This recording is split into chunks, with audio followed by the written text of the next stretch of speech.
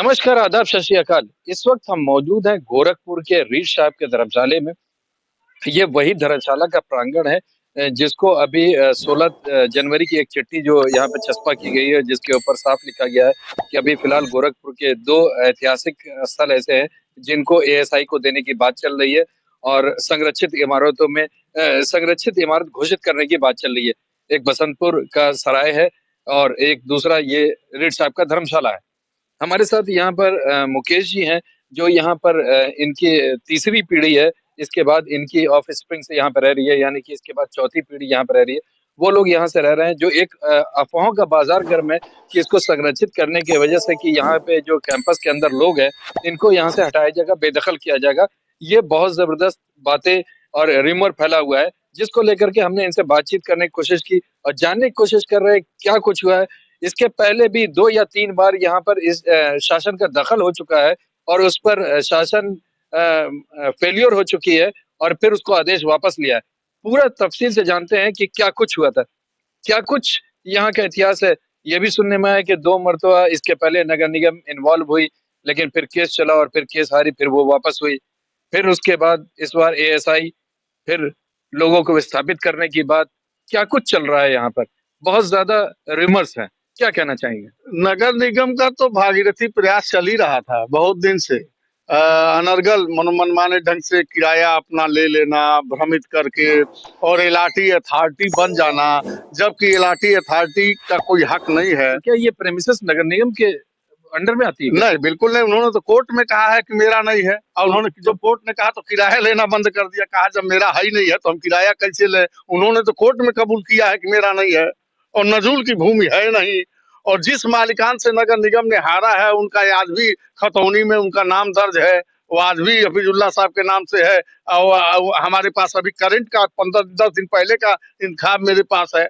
और उनके जजमेंट में उस समय जब नगर निगम हारा गया था, उनके क्लास में लिखा गया था कि इन लोगों को बसाया जा रहा है, इनको कभी भी बेदखल नहीं किया जाएगा, कभी यहाँ से हटाया नहीं जाएगा। ये कोर्ट का जजमेंट है उस समय का है कि जिन लोगों को यहाँ पर बसाया गया है उनको बेदखल न किया जाए, किसी भी दिशा में हटाया नहीं जाएगा। ये कोर्ट ने आदेश किया है। खाली जमीन अगर होती है, जो जमीन खाली होती है, जैसे रिफ्यूजियों के समय रिफ्यूजी चले गए तो जो छोड़ करके हिंदुस्तान पाकिस्तान बटन भगे, तो उनकी जमीनों को सरकार ने अधिग्रहण कर लिया।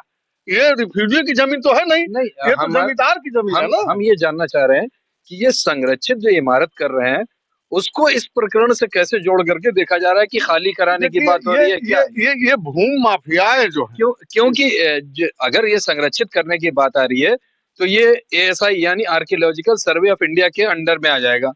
अगर उसके अंडर में आ जाता है तो कहीं ऐसा तो है नहीं कि वो तो सिर्फ इसको मरम्मत करेगी। जो मूल रूप में था, यही काम ही है, जो मूल रूप में था, वो मूल रूप में इसको वापस लाने की कोशिश करेगी। लेकिन विस्थापित करने का तो पावर उनके पास नहीं। बिल्कुल नहीं है, बिल्कुल नहीं है। ये जब नगर निगम इसमें फेल्योर होता है कि मेरा नहीं है, इसके पहले भी 4 बार हायरिंग हुआ बिल्डर्सों के द्वारा कि बिल्डर्स आए कि आपको बना के हम फ्लैट देंगे। भाई किस बिना पर वो फ्लैट देंगे?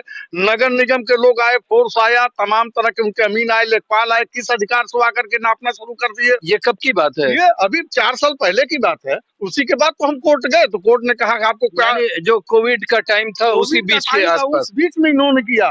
फिर होली के समय में इन्होंने किया, हल्ला दंगा किया कि कोर्ट बंद है, इसी बीच हम कर लें। उनके सारे मतलब अमीन, लेखपाल, तहसील से, प्रशासन से, इवन डीएम साहब घर घर आकर के कहे कि आप लोग छोड़ करके इसको चले जाइए, जबकि किसी का कोई हक नहीं बनता है। कोर्ट ने अपने जजमेंट में लिखा है कि इसमें किसी भी प्रकार का दखलंदाजी नहीं होना चाहिए। कोर्ट ने जब नगर निगम से पूछा कि ये जमीन आपकी है, तो नगर निगम ने कहा नहीं सर, मेरी जमीन नहीं है। आप उस पूरे केस के पक्षधर आप भी थे क्या? मैं पक्षधर हूँ भाई, मैं 3 पीढ़ी से मैं रहा हूँ, मैंने पक्षधर हूँ तो कौन होगा? है तो मतलब हम सही आदमी से बात कर रहे हैं। बिल्कुल बिल्कुल, आप सही आदमी। 3 पीढ़ी नहीं, मेरी 4थी पीढ़ी है सर। यहाँ 65 साल मेरी उम्र हुई, 80 साल के चचा मेरे हैं, मेरे पिताजी यहीं से स्वर्ग सिधार गए। तो अभी जो बात आ रही है कि इसको संरक्षित करने की बात है, तो ये अफवाह कहाँ से आ गया कि यहाँ से लोगों को विस्थापित किया जाएगा, हटाया जाएगा? नहीं, अफवाह इसलिए कि जो हैमरिंग ये कर रहे हैं, एक प्रेशर बना रहे हैं जनता के ऊपर कि मतलब ये लोग अपनी व्यवस्था अभी से करते हैं, हमको आसानी मिलेगी। जो इंटेक का काम है, जो अभी आपने बताया है, संरक्षित करने का काम, कि जिस मटेरियल से ये गुंबद और किला बना है, उसी मटेरियल से इस गुंबद किला की मरम्मत करता है इंटेक। सिर्फ मरम्मत और और रखरखाव की उसके जिम्मेदारी उनकी है। नहीं, साथ में ये भी है कि उसको पुराने स्वरूप में, जिस मूल हाँ, स्वरूप में मूल था, स्वरूप में उस लाया स्वरूप जाए, में लाया जाए। मूल स्वरूप में लाया जाए। और माननीय विजेंद्र पांड्या जी के समय में जब हुआ तो इंटेक ने एक रिपोर्ट भेजा था कि धरोहर के नाम पे सिर्फ गेट ही है और गेट का फाटक है जो इसका मूल स्वरूप है। इसी गेट को मूल स्वरूप में लाने के लिए उन्होंने कहा था और स्टेट इंटेक ने पत्र लिखा है और वही पत्र भेजा गया। आज कारण क्या है कि धरोहर के नाम पे गेट हटा करके पूरी कॉलोनी को नापा गया है कि हम फिर से मूल स्वरूप में लाएंगे। मूल स्वरूप में इसका सिर्फ एक धरोहर के नाम पर सिर्फ गेट को रखा गया है। उस वक्त मुझे मालूम है कि 27 से 37 था जिसमें काली मंदिर को लिया गया है, चर्च को लिया गया था, सब चीज चिन्हित किया गया था। उसी समय सिर्फ गेट को धरोहर माना गया कि वो लोग आएंगे। हम लोगों ने पत्र भी लिखा था इंटेक को, खंडोई साहब, अचिंत लहरी, डॉक्टर मुमताज का, सारे लोग आए थे, बाकायदा मीटिंग हुआ था, देखे थे और पत्र लिख करके भेजा गया था कि जर्जर हो रहा है और इसकी मरम्मत करा दीजिए। क्योंकि जो लोग बसाए गए हैं वो 300 वर्षों का इतिहास है भाई। 300 साल से जो इसमें रह रहा है वो उसको संरक्षित कर रहा है। संरक्षित करने का जो कोठरिया है, जो कमरे हैं, जो हम लोगों को दिया गया था, उसका तो मरम्मत हम कराएंगे ही कराएंगे ना। उसका तो चूना कली पोतना लिखना, उसको मूल स्वरूप बना करके, और 100 साल से लोग इसमें रह रहे हैं, बिना संरक्षित के रहेंगे? अगर हम नहीं रहते तो ये कब का खंडहर हो चुका होता, कब का खंडहर हो चुका होगा। और 100 वर्ष के बाद जब पुरातत्व विभाग इसको ले सकता है तो 200 वर्ष के बाद क्यों उनको याद पड़ रहा, 300 वर्ष के बाद उनको याद रहा कि मेरी संपत्ति है। ये कहीं ना कहीं से बाईपास करके हैमरिंग किया जा रहा है कि हम इन के इन प्रकार हार्ट ऑफ द सिटी है, पच नहीं रहा है यहाँ के भू माफियाओं को कि हम कैसे ये लोग यहाँ के बासिंदे हैं कीड़े मकोड़ों की तरफ से, बिलो पॉवर्टी लाइन के लोग हैं, चाट वाले, फुल्की वाले, टिकिया वाले, मध्य वर्गीय परिवार। तो जानिए पूरे हिंदुस्तान में जो वीआईपी कल्चर चल रहा है, सबसे ज्यादा खतरा जो है अगर किसी को है तो मध्य वर्गीय परिवार और गरीबों के लिए है। यहाँ पर जो सूत्रों से पता चल रहा है वो कोई हफीजुल्लाह साहब हैं, हफीजुल्लाह ही है ना, हफीजुल्लाह साहब हैं, उनकी ये जागीरदारी है, उनके जो है मालिकाना हक में है, लेकिन उनके तरफ से कोई आदेश नहीं आया है। हाँ, उनके परिवार में है, उनके तरफ से कोई ऐसा आदेश नहीं आया है कि आप लोग मकान खाली कीजिए। तो एक तरह से साल में कभी सीधे सीधे ये बताया जाए कि यहाँ पर कोई इस तरह का संकट नहीं है और जिस तरह की बातें हो रही है वो सिर्फ अफवाह है। थोड़ा सा और बताते चले कि ये जो गेट आपका बना है या ये जो चौहद्दी जो चारों तरफ से बनाई गई थी, वो तकरीबन जो आता है फाइंडिंग्स में 1831 से लेके 1841 के बीच में कोई एक है तारीख जो कि उस सन में इसको तामीर कराया गया। उसके बाद रीड साहब को दिया गया कि इसके अंदर जो लोग हैं उनको जो बसे हुए हैं उनके मेंटेनेंस साफ सफाई के लिए आपको नियुक्त किया जाता है और तब से इसका नाम रीड साहब का धर्मशाला। तो अगर सीधे सीधे बात करते हैं तो लगभग 250 से 200 से 250 पौने 300 साल के आसपास का वक्फा हो गया, क्योंकि 2025 में हम हैं, अगर 41 मानते हैं तो चंद दिनों के बाद 41 आ ही जाएगा। तो तकरीबन इतना का है। और जो रिपोर्ट्स हैं और जो फाइंडिंग्स आती हैं वो ये है कि किसी भी इमारत को संरक्षित करने के लिए, जैसा कि आपने बताया, आप पक्षधर भी रहे हुए हैं और इन्होंने तीनों केस भी लड़ा है, तो इमारत को संरक्षित करने के लिए 100 ईयर्स होता है। अगर 100 साल हो जाता है तो उसको एएसआई संरक्षित कर सकती है, मगर 250 साल के बाद, खाली नहीं करा सकते। 250 साल के बाद जगना, क्या कहीं इसके पीछे कोई राजनीति तो नहीं है? अगर है तो उसको आने वाले वक्त में पता चलेगा कि क्या कुछ होने वाला है। मेरी नजर लगातार बनी रहेगी, क्या कुछ यहाँ पे हो रहा है हम आपको दिखाते रहेंगे, पल पल पे मेरी नजर है।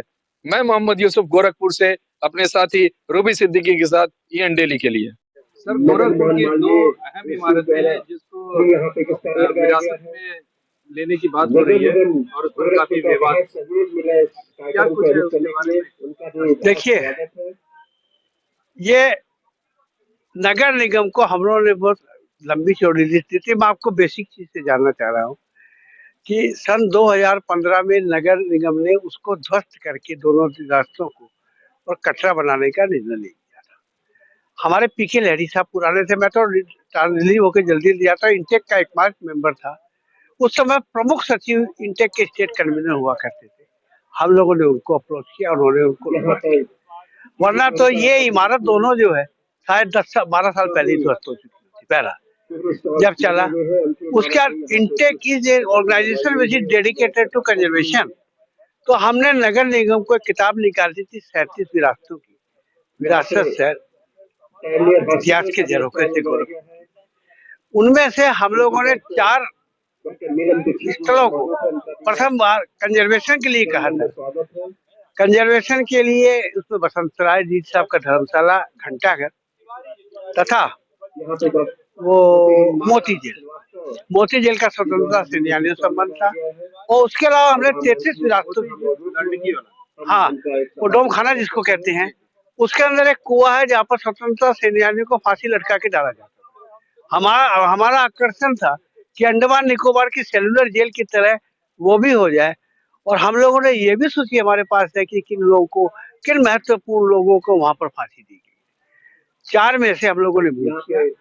इंटेक का आशय ये था कि इसका संरक्षण हो जाए, और संरक्षण मूल रूप में जैसे अगर पत्थर और मिट्टी की चिनाई है, मतलब उसका शेप न मिले। और उसमें हमारा एक आशय और था कि जो उसमें ऐसे उसे तो जो कि दर्शनीय हो, जिनका संरक्षण आवश्यक हो, उससे संरक्षण किया जाए।